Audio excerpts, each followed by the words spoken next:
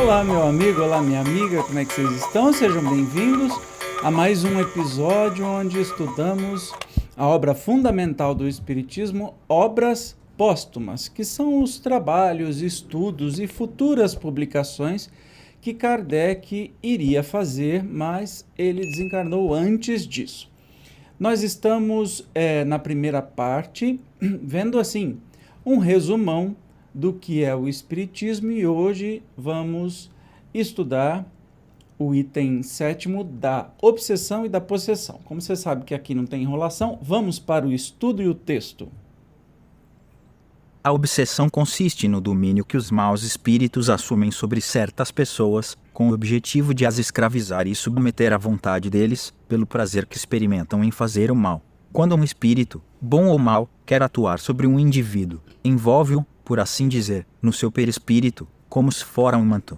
Interpenetrando-se os fluidos, os pensamentos e as vontades dos dois se confundem e o espírito, então, se serve do corpo do indivíduo, como se fosse seu, fazendo agir à sua vontade, falar, escrever, desenhar, quais os médiuns. Se o espírito é bom, sua atuação é suave, benfazeja, não impele o indivíduo senão a prática de atos bons. Se é mau, força-o a ações más. Se é perverso e malfazejo, aperta-o como numa teia, paralisa-lhe até a vontade e mesmo o juízo, que lhe abafa com o seu fluido, como se abafa o fogo sob uma camada d'água. Falo pensar, falar, agir em seu lugar, impele-o, a seu malgrado, a atos extravagantes ou ridículos, magnetizam, em suma, lança cedilha maiúsculo a num estado de catalepsia moral e o indivíduo se torna um instrumento da sua vontade. Tal a origem da obsessão, da fascinação e da subjugação que se produzem em graus muito diversos de integridade. A subjugação, quando no paroxismo, é que vulgarmente dão o nome de possessão.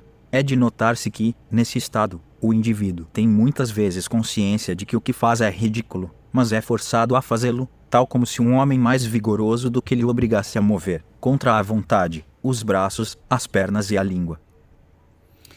Pois é, então a gente já começa a ver alguns fatores bem claros aqui que a gente está falando, né?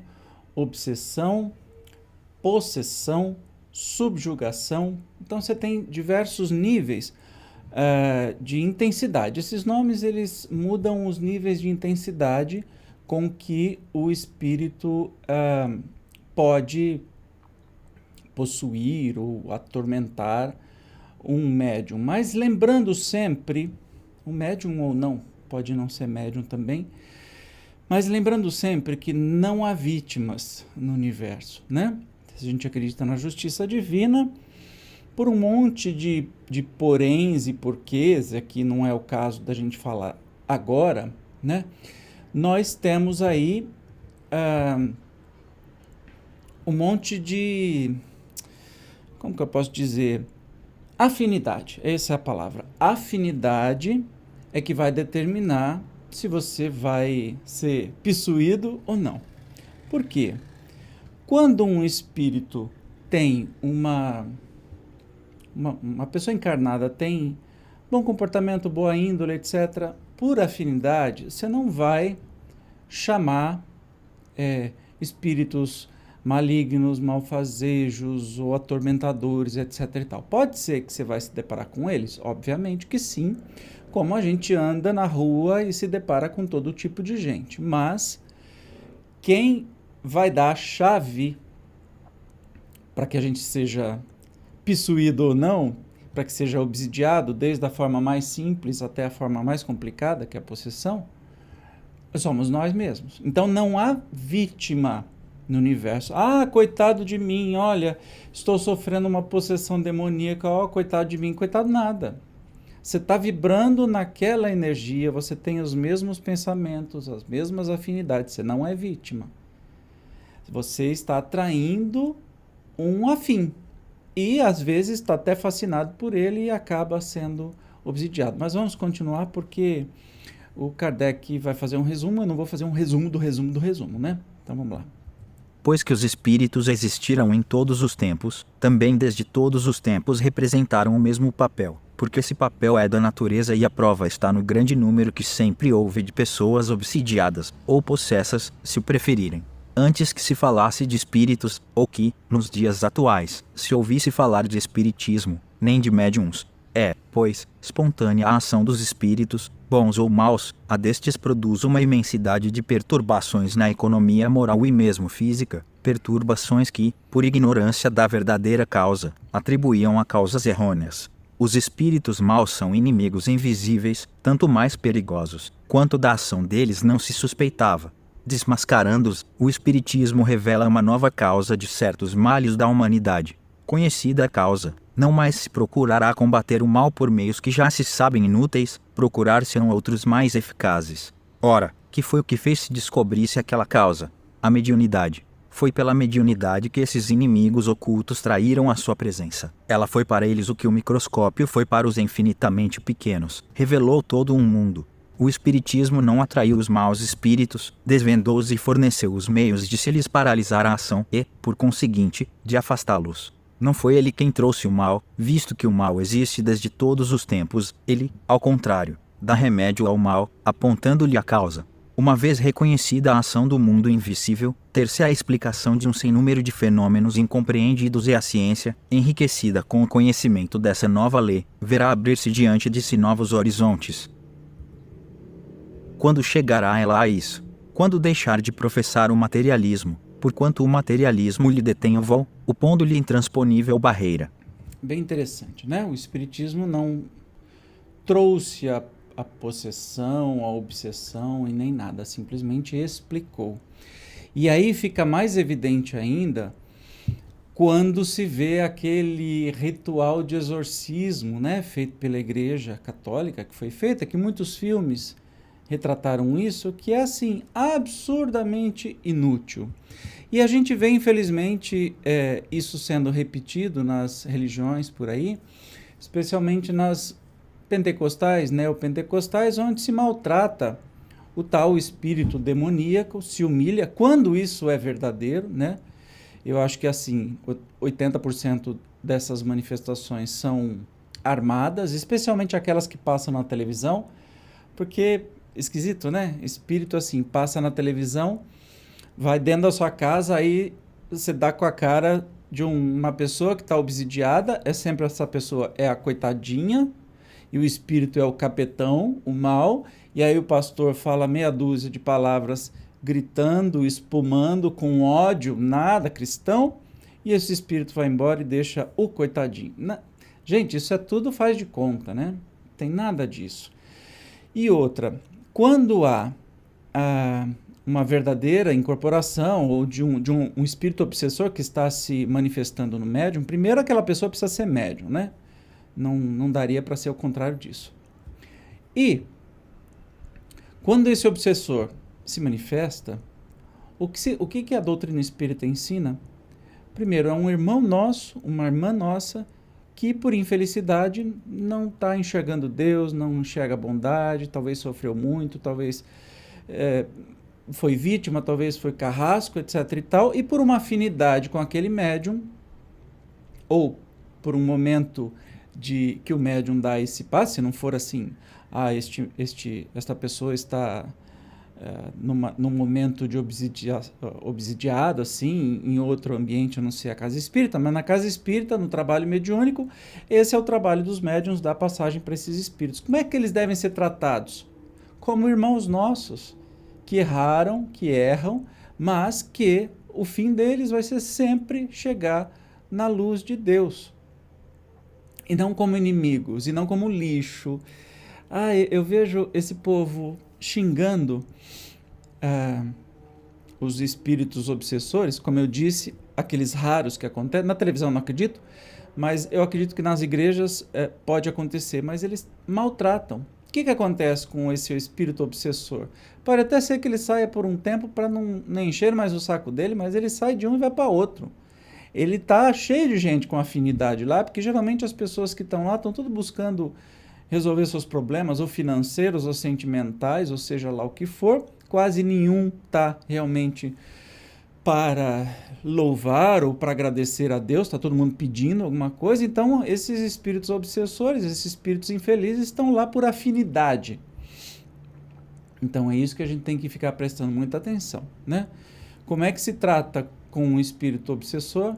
Com amor. Com espírito de qualquer grau, de infeliz a feliz, é amor. Não tem outra palavra. Não adianta tacar água benta na testa, xingar, em nome de Jesus, saia desse corpo. Não adianta. Isso é carnaval, isso é teatrinho. Não vai resolver. Mas vamos continuar na leitura. Pois que há espíritos maus que obsidiam e espíritos bons que protegem, perguntam muito se os primeiros são mais poderosos do que os segundos. Não é que o bom espírito seja mais fraco. O médium é que não tem força bastante para alijar de seu manto que lhe atiraram em cima, para se desprender dos braços que o enlaçam e nos quais, cumpre dizê-lo, às vezes se compraz. Neste caso, compreende-se que o bom espírito não possa levar vantagem, pois que o outro é preferido. Admitamos, porém, que a vítima deseje desembaraçar-se do envoltório fluídico que penetra o seu, como a umidade penetra as roupas. Esse desejo nem sempre bastará, a própria vontade nem sempre é suficiente. A gente fica se perguntando, será que se o mau espírito é mais forte do que o bom espírito? Não, não é questão de ser mais forte ou não, mas qual a afinidade da pessoa que está dando, né, do médium que está dando essa passagem e está fornecendo aí as características para ser obsidiado, né? Tem que pensar nisso. Trata-se de lutar contra um adversário. Ora, quando dois homens lutam corpo a corpo, aquele que dispõe de mais fortes músculos é que abate o outro. Com um espírito tem-se de lutar, não corpo a corpo, mas espírito a espírito, e é ainda mais forte que triunfa. Aqui, a força reside na autoridade que se possa exercer sobre o obsessor, e essa autoridade está subordinada à superioridade moral. Esta é como o sol que dissipa o nevoeiro pela potencialidade dos seus raios, esforçar-se por ser bom, por se tornar melhor se já é bom, por purificar-se de suas imperfeições, por, numa palavra, elevar-se moralmente o mais possível, tal meio de o encarnado adquirir o poder de mandar sobre os espíritos inferiores, para os afastar. De outro modo, estes zombarão das suas injunções. Então, tá aí o que deve ser feito para se livrar de um espírito obsessor. Mas eu aconselho que você, que não conhece esse assunto ainda, estude aqui no canal mesmo, Espiritismo Cast, um estudo bem aprofundado do Livro dos Médiuns, e vai falar sobre obsessão, os diversos tipos de obsessão e tudo mais. Isso aqui, como eu disse, é um resumão, mas vamos continuar. Entretanto, objetar-se-á, porque os espíritos protetores não lhes ordenam que se retirem. Sem dúvida, podem fazê-lo e algumas vezes o fazem, mas, permitindo a luta, deixam ao atacado o mérito da vitória. Se consentem que se debatam criaturas que, sob certos aspectos, têm seus merecimentos, é para eles experimentar a perseverança e para levá-las a adquirir mais força no campo do bem. A luta é uma espécie de ginástica moral. Muitas pessoas prefeririam certamente outra receita mais fácil para repelirem os maus espíritos, por exemplo, algumas palavras que se proferissem, ou alguns sinais que se fizessem, o que seria mais simples do que corrigir. Se alguém de seus defeitos sentimos muito, porém, nenhum meio eficaz conhecemos de vencer-se um inimigo, senão o fazer-se mais forte que ele. Quando estamos doentes, temos que resignar-nos a tomar um medicamento, por muito amargo que seja. Mas também, se tivermos tido a coragem de bebê-lo, como nos sentimos bem e fortes, temos pois que nos persuadir de que não há, para alcançarmos aquele resultado, nem palavras sacramentais, nem fórmulas, nem talismãs, nem sinais materiais quaisquer. De tudo isso riem-se os maus espíritos, e não raro se comprazem em indicar alguns, tendo sempre o cuidado de afirmá-los infalíveis, para melhormente captarem a confiança daqueles a quem querem iludir. Porque, então, estes, confiantes nas virtudes do processo aconselhado, se entregam sem receio.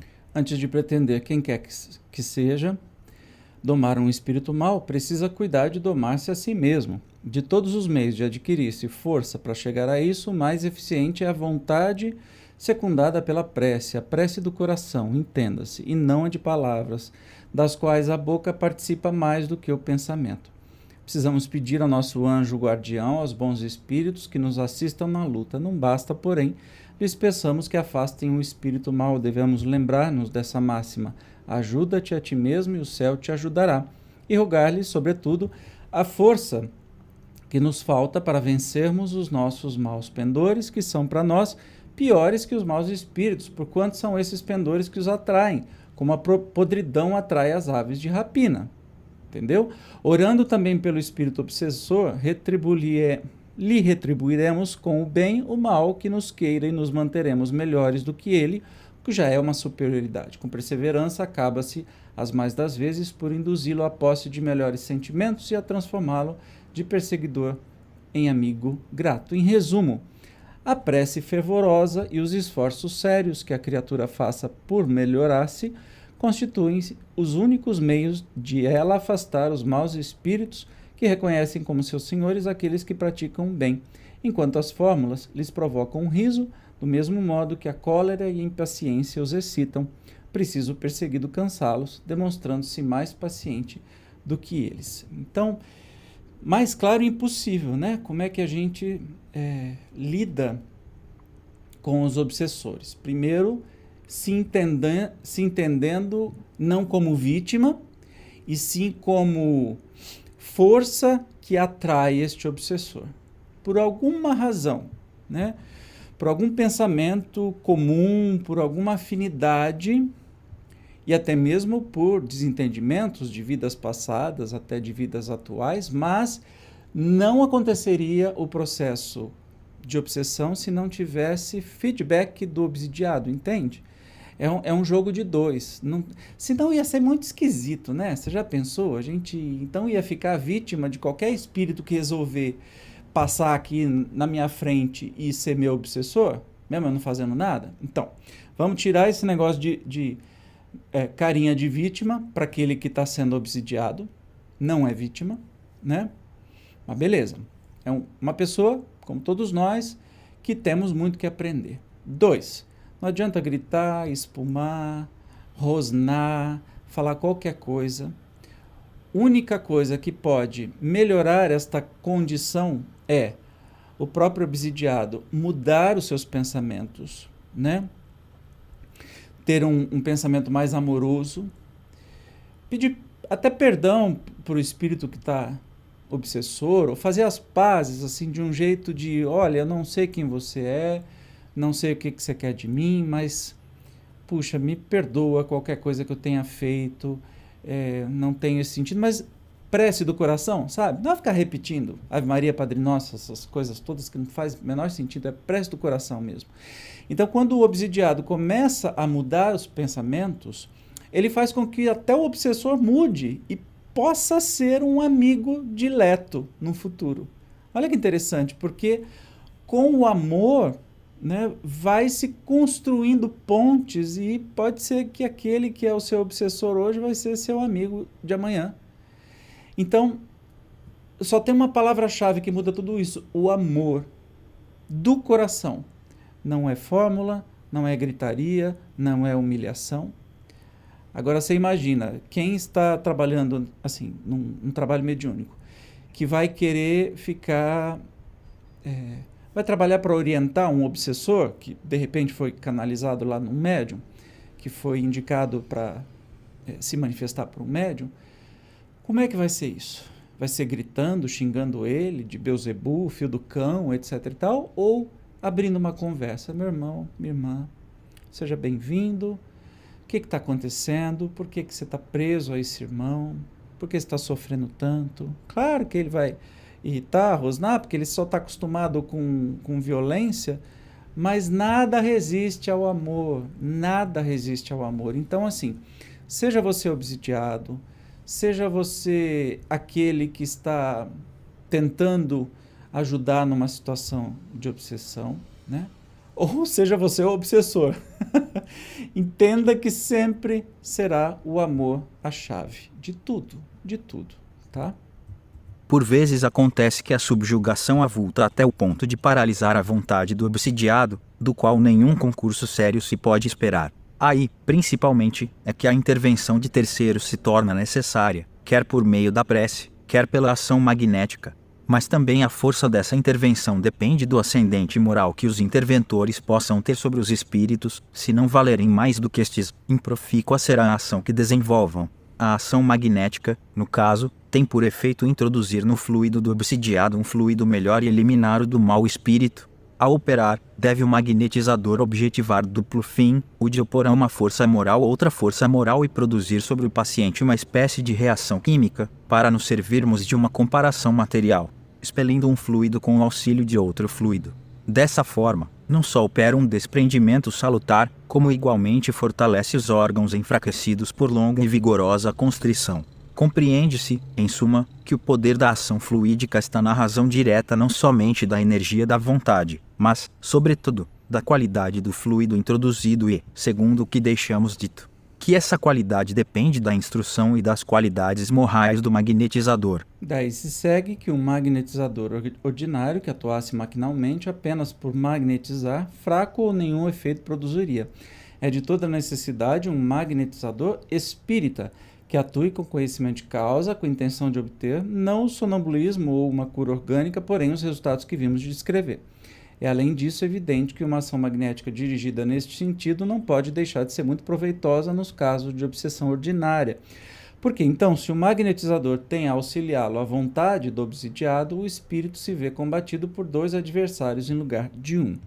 Aqui nós estamos falando de magnetizador, que a gente está falando, né? Que você consegue, pela prece, quando a pessoa já está tão obsidiada que não consegue nem fazer a sua própria vontade, então essa pessoa praticamente não tem muita força para conseguir vencer essa obsessão, outras pessoas podem fazer, mas pela prece, pelo amor, né? E se houver um magnetizador, e lembra que a gente falou, né? Uma magnetização, esse nome é esquisito, mas assim, entenda que são uma série de procedimentos que se faz mexendo com a energia do corpo da pessoa. Então, o magnetizador fica lá por meia hora, uma hora, fazendo os gestos certos, etc. Aí ele está dizendo aqui que não basta ser só magnetizador, e sim espírita, ou que o magnetizador tenha a intenção sincera de ajudar aquela pessoa. Porque só a magnetização do corpo físico não vai adiantar nada, não vai interferir nesse processo, né? É como se a gente tivesse um passe, mas a pessoa está pensando na morte da bezerra, ou está doando só energia física, não vai rolar. Então, o que importa é o entendimento com esse espírito sempre. Cumpre também dizer que a miúde se atribuem aos espíritos malda desde que eles são inocentes. Alguns estados doentios e certas aberrações que se lançam à conta de uma causa oculta, derivam do espírito do próprio indivíduo. As contrariedades que de ordinário cada um concentra em si mesmo, principalmente os desgostos amorosos, dão lugar, com frequência, a atos excêntricos, que fora errôneo considerar-se fruto da obsessão. O homem não raramente é obsessor de si mesmo.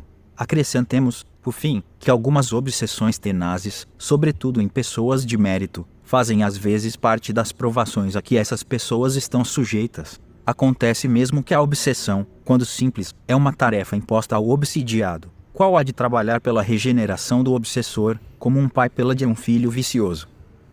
E, para maiores particularidades, claro, vê o livro dos médiuns. Em geral, a prece é poderoso meio auxiliar da libertação dos obsidiados. Nunca, porém, a prece só de palavras, dita com indiferença e como uma fórmula banal, será eficaz em semelhante caso. Faz-se mister uma prece ardente, que seja ao mesmo tempo uma como magnetização mental. Pelo pensamento, pode-se encaminhar para o paciente uma corrente fluídica salutar, cuja potência guarda a relação com a intenção.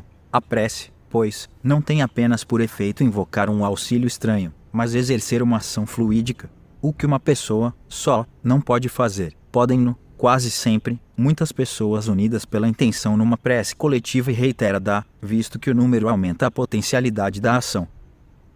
Pois é. Quando a gente está na prece, não é uma prece só de palavras, e sim uma prece realmente de coração. É isso que vai fazer o efeito. Que lembra, só tem efeito no caso de você diminuir ou ajudar a terminar uma obsessão, se você age amorosamente. Então não adianta nada você ficar repetindo as coisas maquinalmente. A experiência comprova a ineficácia do exorcismo, nos casos de possessão. E provado está que quase sempre aumenta o mal em vez de atenuá-lo. A razão se encontra em que a influência está toda no ascendente moral exercido sobre os maus espíritos e não num ato exterior, na virtude das palavras e dos gestos. O exorcismo consiste em cerimônias e fórmulas de que zombam os maus espíritos, que entretanto cedem à autoridade moral que se lhes impõe. Eles veem que os que querem dominar por meios impotentes, que pensam intimidá-los por um vão aparato, e então se empenham em mostrar-se os mais fortes, e para isso redobram de esforços. São quais cavalos espantadiços que dão em terra com o cavaleiro inábil e que obedecem quando topam com um que os governa. Ora, aqui, quem realmente manda é o homem de coração mais puro, porque é a ele que os bons espíritos de preferência atendem. Eu acho que só dava certo o exorcismo se o exorcista fosse de bom coração e tivesse uma ascensão elevada moral e estava ali para fazer o bem, e olhava com o bem, e não com superioridade, com fórmulas, com crucifixo, água benta, sei lá, usa água benta ou é só para vampiro? Eu confundo as coisas, sabe? Mas enfim, é só pelo amor. Eu estou ficando repetitivo, né? O que pode um espírito fazer com um indivíduo? Podem muitos espíritos com muitos indivíduos simultaneamente dar à obsessão caráter epidêmico. Uma nuvem de maus espíritos invadiu uma localidade e aí se manifestam de diversas maneiras. Foi uma epidemia desse gênero que se abateu sobre a Judeia ao tempo do Cristo. Ora, o Cristo, pela sua imensa superioridade moral, tinha sobre os demônios ou maus espíritos tal autoridade, que bastava lhes ordenasse que se retirassem para que eles o fizessem e, para isso, não empregava fórmulas nem gestos ou sinais. A gente vê não uma passagem, mas muitas passagens bíblicas em que Jesus se impõe sobre o que eles chamavam de demônios, né? Que a gente conhece por maus espíritos. Por quê? Quem, sendo Jesus um espírito feliz, tem autoridade moral para falar, olha, saiam daqui, não incomodem mais essas pessoas. Né? Você não viu Jesus maltratando ninguém, não viu Jesus fazendo exorcismo com ninguém. Ele sempre foi doce, mas firme, né? Disse, isso, saiam nesse momento. E é isso que aconteceu, mas por trás disso você tem todo o amor de Jesus, inclusive com aqueles espíritos que estavam obsediando. Porque Jesus sabe que são espíritos que um dia vão ser como Jesus ou vão chegar a Deus. É só uma questão de tempo. O Espiritismo se funda na observação dos fatos que resultam das relações entre o mundo visível e o mundo invisível, estando na ordem da natureza. Esses fatos se produziram em todas as épocas e abundam principalmente nos livros sagrados de todas as religiões, pois que serviram de base à maioria das crenças. Por não os terem os homens compreendido, é que a Bíblia e os Evangelhos apresentam tantas passagens obscuras e que foram interpretadas em sentidos diferentes. O Espiritismo traz a chave que lhes facilitará a inteligência. Então, a gente vê este tipo de fato acontecendo o tempo todo, né? Desde sempre. O Espiritismo só que foi explicar pela inteligência do magnífico Allan Kardec, que era muito curioso e aluno de Pestalozzi, cientista, né? Poliglota, uma inteligência assim ímpar, foi fazendo perguntas e os espíritos respondendo. Enquanto as religiões pararam no mistério da morte. Ou inventaram coisas baseadas, por exemplo, em céu, inferno, baseadas até em romances, como no caso da Divina Comédia de Dante. Beleza? No próximo episódio nós vamos estudar um capítulo novo. É um capítulo novo? Dos homens duplos e das aparições de pessoas vivas. Olha que interessante que este assunto a gente já falou, mas ele volta aqui, porque é muito intrigante, né? Como sempre, Kardec danado, fazendo as coisas incríveis, despertando a nossa curiosidade. Como sempre, eu te espero. Obrigado pela sua presença e até lá. Tchau.